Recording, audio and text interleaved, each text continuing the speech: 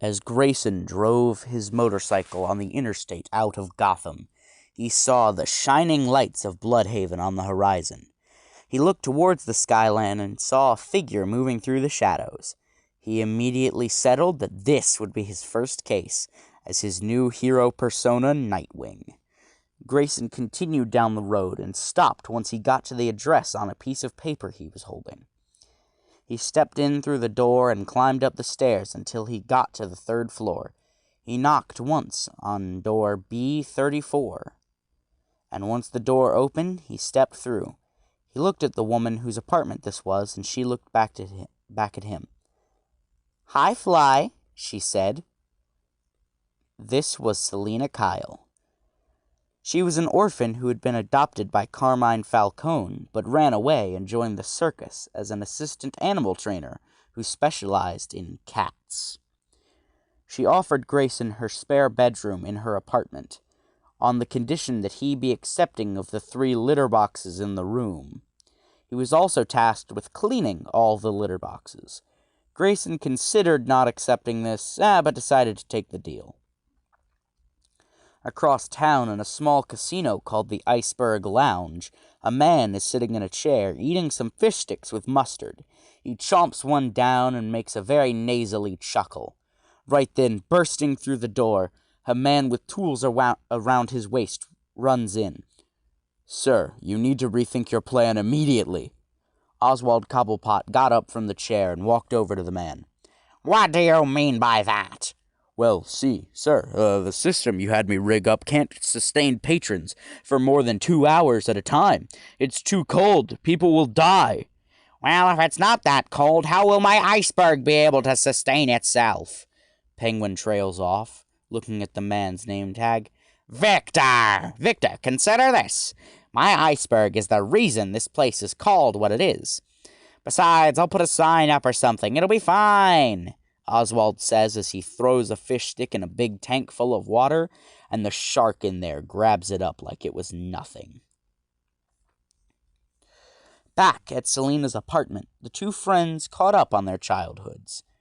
Grayson notably left out the detail that Bruce Wayne was Batman, but he did this hoping that Bloodhaven didn't know this.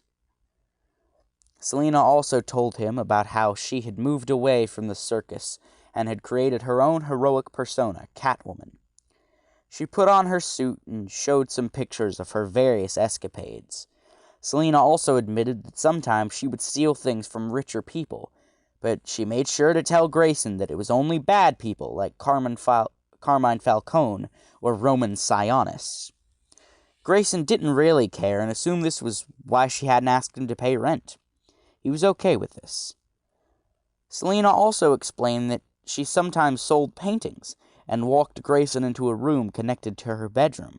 In the room was lots of various paints and canvases, with all of her subjects being various cats. Different styles and different colors, it didn't matter, it was all here.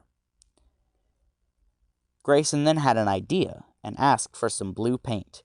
She obliged, and he painted a blue bird symbol on his costume. Selina then asked if he wanted to work on her only unsolved case, and he immediately said yes. Nightwing and Catwoman jumped out a window, somersaulting and flipping through the air. Catwoman told Nightwing that she had been hunting down the crime boss called the Penguin. No one knew who he was, but they did know that he was operating in Gotham and Bloodhaven simultaneously, and planning to expand his empire to Metropolis soon. They decided to trace a truck labeled North Refrigeration, because the people inside clearly had guns with them that were too powerful to just be standard civilian grade, plus their logo was a penguin. The truck continued through the city and eventually stopped at the Iceberg Lounge, so they decided to enter. Nightwing just rushed in and kicked through a glass window in the ceiling, whereas Catwoman stealthily crawled through the vents.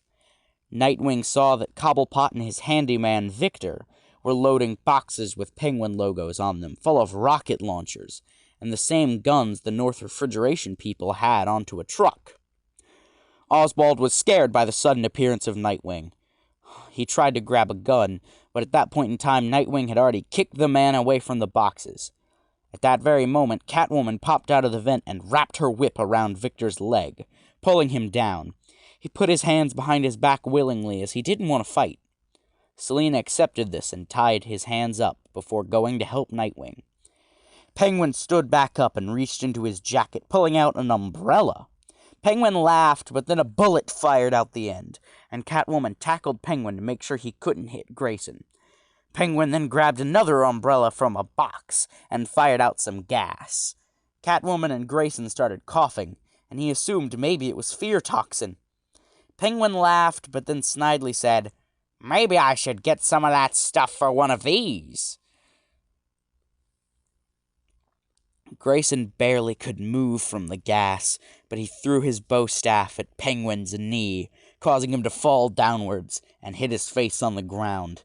Selina then used her whip to pull both Victor and Oswald into the gas, making them fall unconscious. Selina and Grayson barely got up without passing out, and then they stumbled over to a table. They managed to get clear enough from the gas to remain awake for anything that could happen.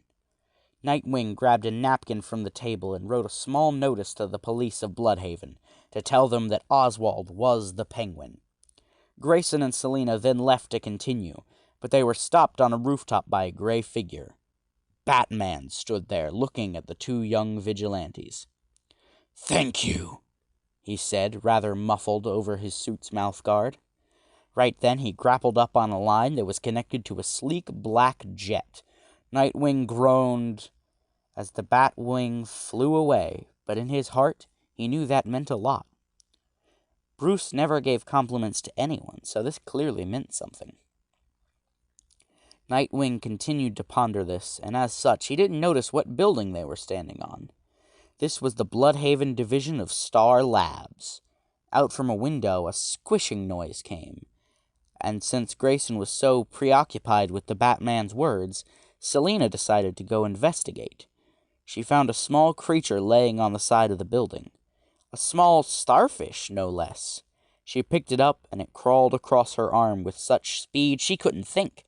It crawled in her mask and perched itself on the back of her neck. If you looked closely, you couldn't even tell a difference. But her mind had certainly changed.